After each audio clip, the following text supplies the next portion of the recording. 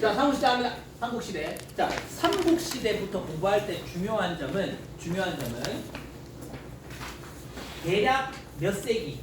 대략 제프린트물의 대다수는 한 세기, 100년 단위로 나눠라. 대략.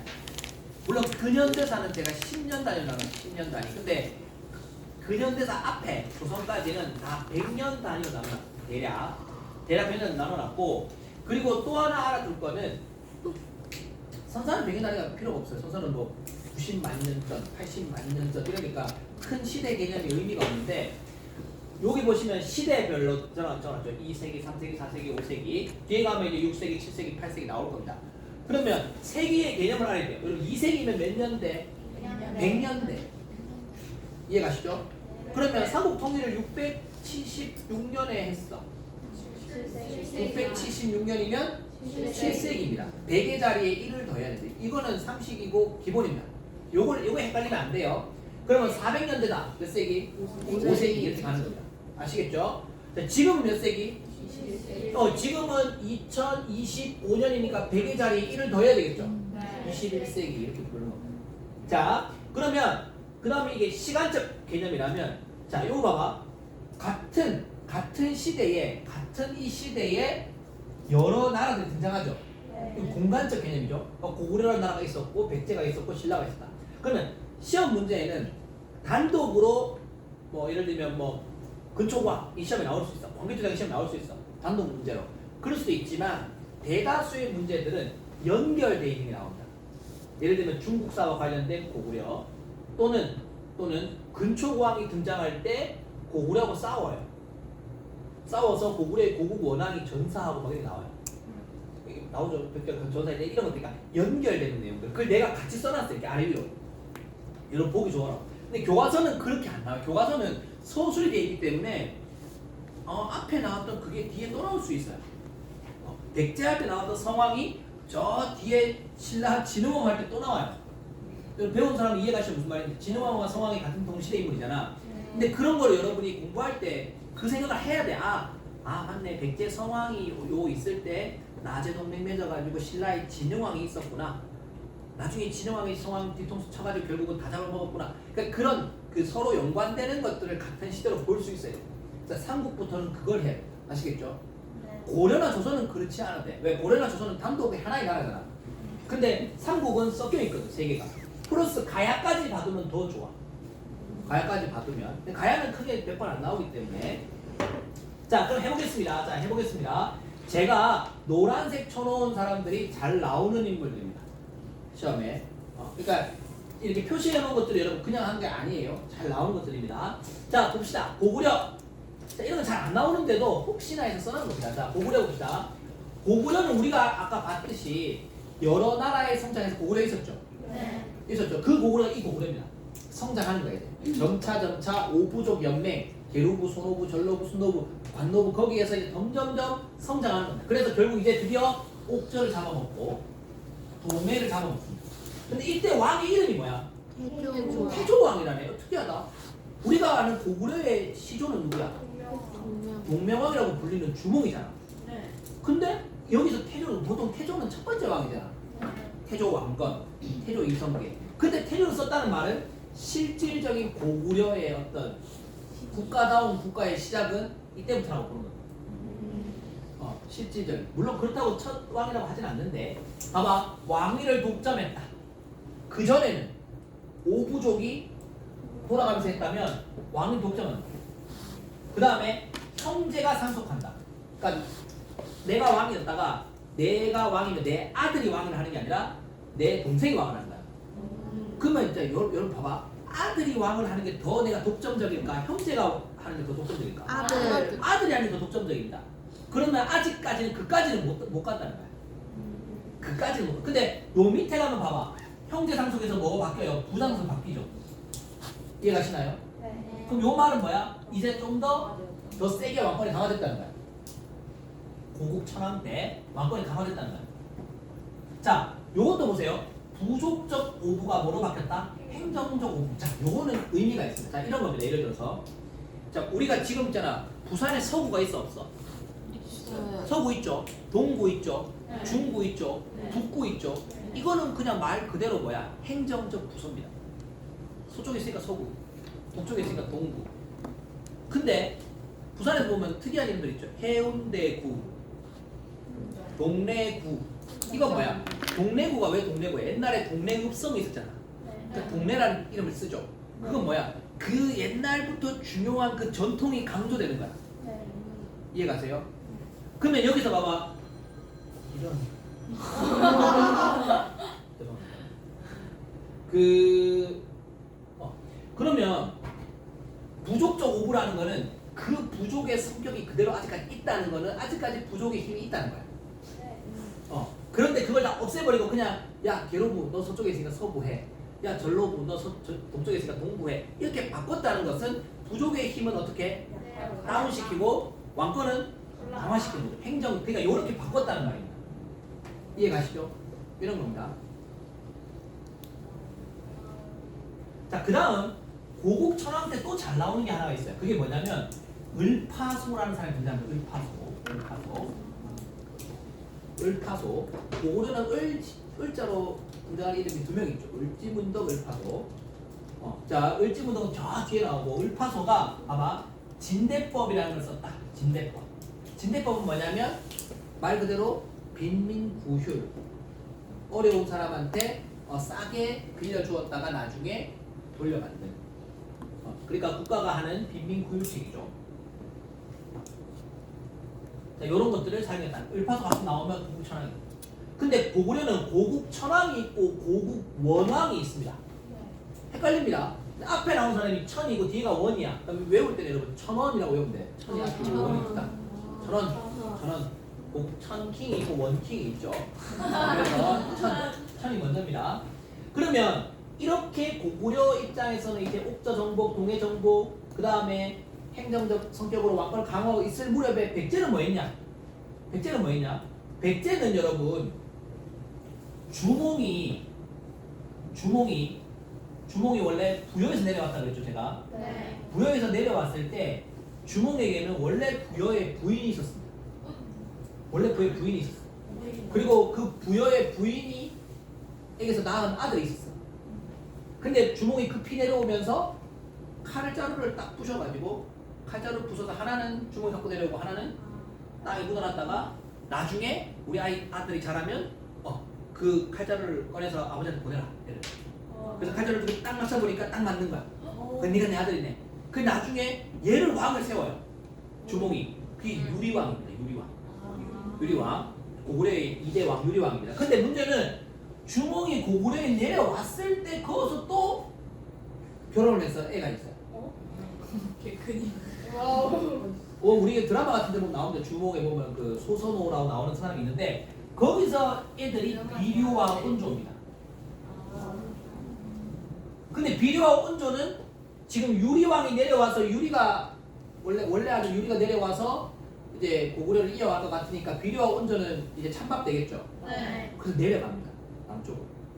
그 내려가서 아까 마한의 54개국 중에 조그마한 나라였던 그것도 이 비류와 온조 같이 안 내려갔던 형제인데 하나는 비류는 인천 미추홀이 오늘날의 그 인천 쪽으로 갔고 또 온조는 한강 위례성 지금으로 말하면 서울의 남쪽 지역 위례성 쪽에 내려가서 서로 자기 무리를 이끌고 와서 쪼매난 나라 같이 동네를 하나 만들어요.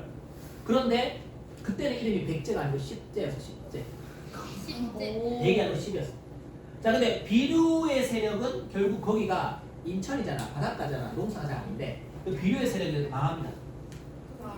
그리고 비류 세력의 남은 일부가 온조한테로 가서 결국은 한성, 위례성 시대에 여기서 온조가 이제 백제를 키워가는 거죠. 정의미가 지나가네. 자, 그래서 결국 한강 유역의 세력들과 원래 한강에 세력이 있었을 거 아니에요. 원래 그 사는 사람이 있었을 거 아니에요. 그 사람들과 고구려의 유의민들이 결합해서 만든 나라가 백제의 시작이에요. 자, 그런데 그래서 이게 시험에 어떤 게 나오냐면 백제 초기의 무덤들이 있어요. 백제 초기의 무덤. 백제 무덤은 시험에 크게 두 개밖에 안 나와. 저 뒤에 가면 무령왕릉 나오고 뒤에 가면 앞에는 백제 초기에 지금으로 말하면 그 송파 쪽, 잠실 쪽에 잠실 롯데월드 있는 데 있죠. 그쪽에 그 돌로 이렇게 쌓은 이런 무덤이 있어요. 석촌동 고분이라고. 석촌동 고분이라고 하는데 이 돌로 쌓았어. 돌을 막 쌓았어요. 이렇게.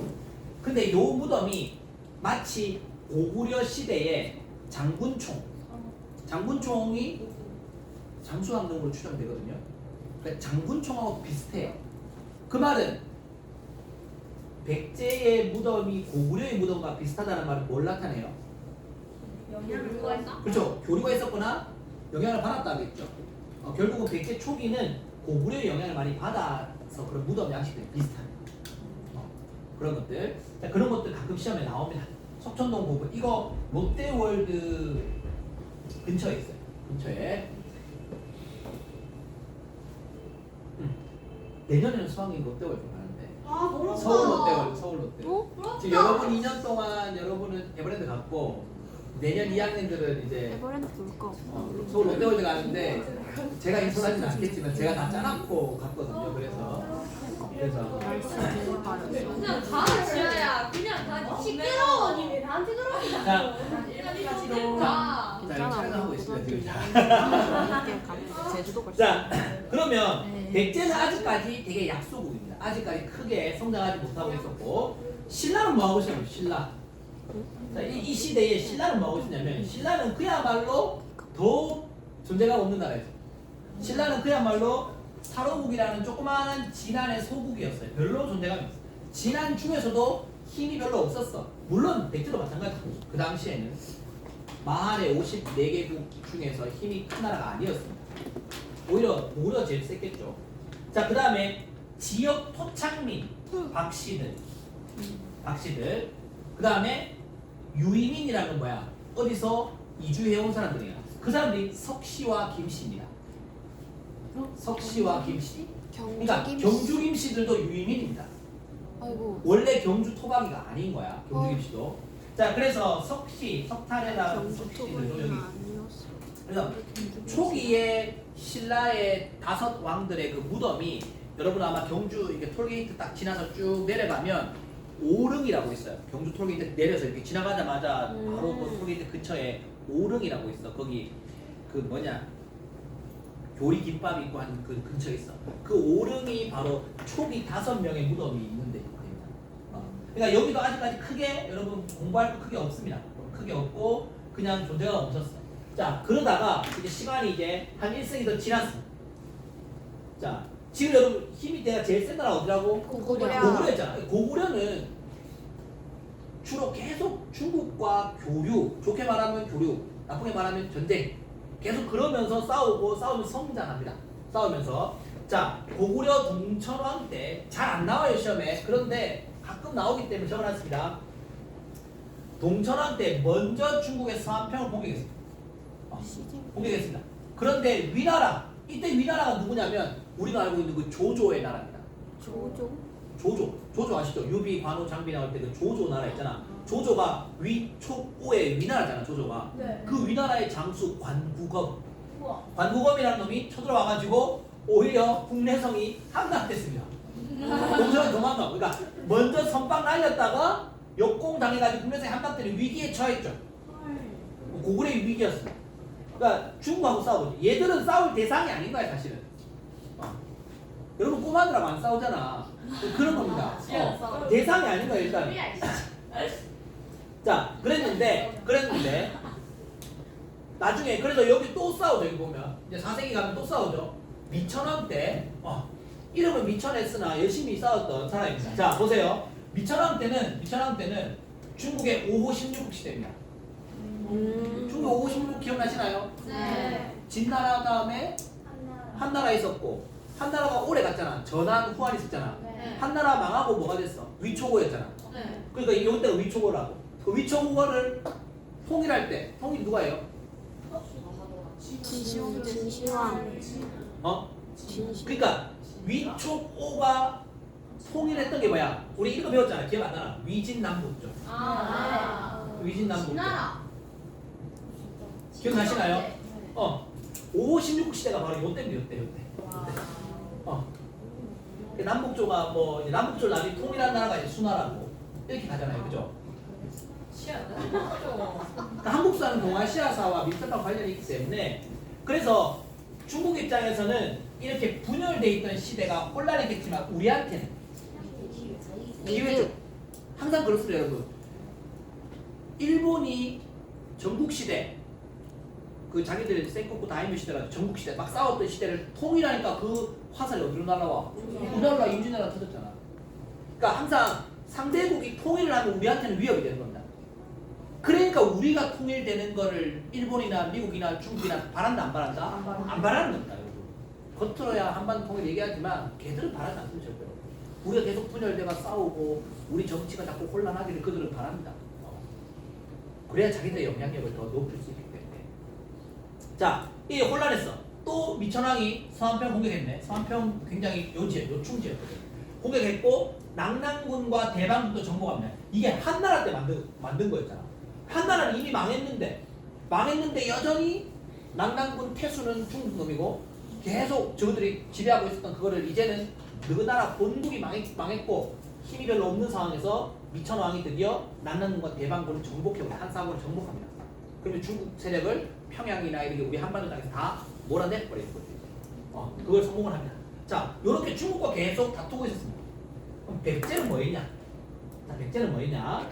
백제는 고이왕이, 자, 고이왕부터 등장합니다. 기틀을 다진 왕, 고이왕, 전성기왕, 근초왕. 시험에는 반드시 삼국시대에는 2명의 왕들을 알아야 됩니다. 각 나라별로. 첫 번째 기틀을 다진 왕, 두 번째 정성기 왕. 다시 뭐라고요? 누구를 알아야 된다고요? 기틀을 다진 왕. 그 다음 두 번째는 전성기 왕. 그럼 백제의 기틀을 다진 왕은 고이왕, 전성기 왕은 근초왕. 고구려는 기틀을 다진 왕 소수리 왕, 전성기는 광장. 이렇게. 광장은 구분해서 외우셔야 된다. 나중에. 지금 다 외우려 들지 말고 이해를 하셔야 돼요. 자, 그래서 신라는 또 아직 안 나와. 신라는 기틀이 아직 안 다져졌거든. 저 뒤에 등 다져지거든. 그래서 자, 고이왕은 드디어 한강유역 전체를 장악합니다. 한강유역을. 그 다음에 중앙 집권 국가의 토대를 마련하는데 어떻게? 뭘로? 자, 여기 중에 율령, 공복, 육자평, 16관들. 자, 율령 말 그대로 법률. 공복 뭐야? 관복, 옷의 시스템, 옷 색깔, 계급에 따라서 관리들의 복장을 만들고, 그 다음에 육좌평 16관등이라는 거는 공무원의 계급 제도를 만든 겁니다.